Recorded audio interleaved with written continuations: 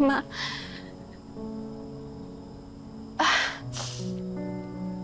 hindi totoong nag-training ako sa Korea. Nabiktima kasi ako ng illegal recruiter. Akala ko talent agent, pero pagdating ko sa Seoul, wala palang training. Anak. Mawala nang tatawag ng talent agent. Wala na akong babalikan sa Korea. Nagpapanggap lang ako kasi baka mag-alala ka. Maasa lang din kasi ako sa mga racket ni Mr. Rodente. Pero na-freeze lahat eh. Sorry. Bakit hindi mo lang sa akin sinabi to? Mag-alala ka eh.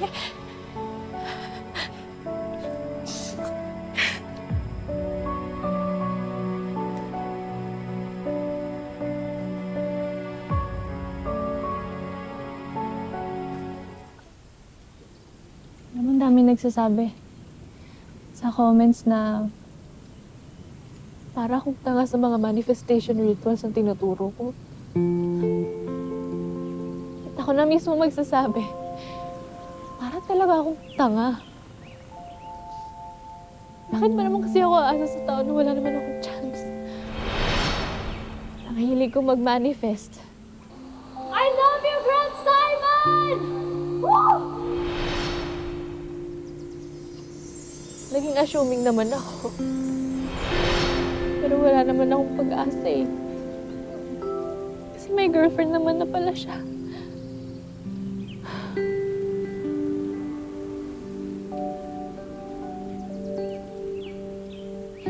Grabe ka magbiro, Universe! Napakasama mo, Robin! Wala akong ibang ginawa sa'yo kundi gustuhin ka, mahalin ka. Pinaramdam mo sa akin na walang mali sa akin. Pero kapag nakatalikod na pala ako, kagaya ka lang ng lahat.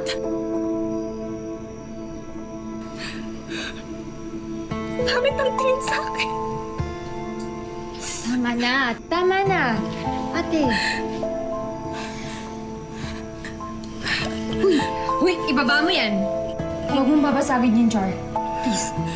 Ay, ano ba kasing ginawa sa'yo ni Robin? Wala na.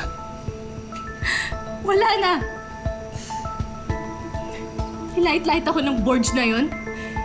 Tapos akala ko'y pagtatanggol niya ako. Pero ginatungan pa niya. Tapos tinawanan pa niya ako.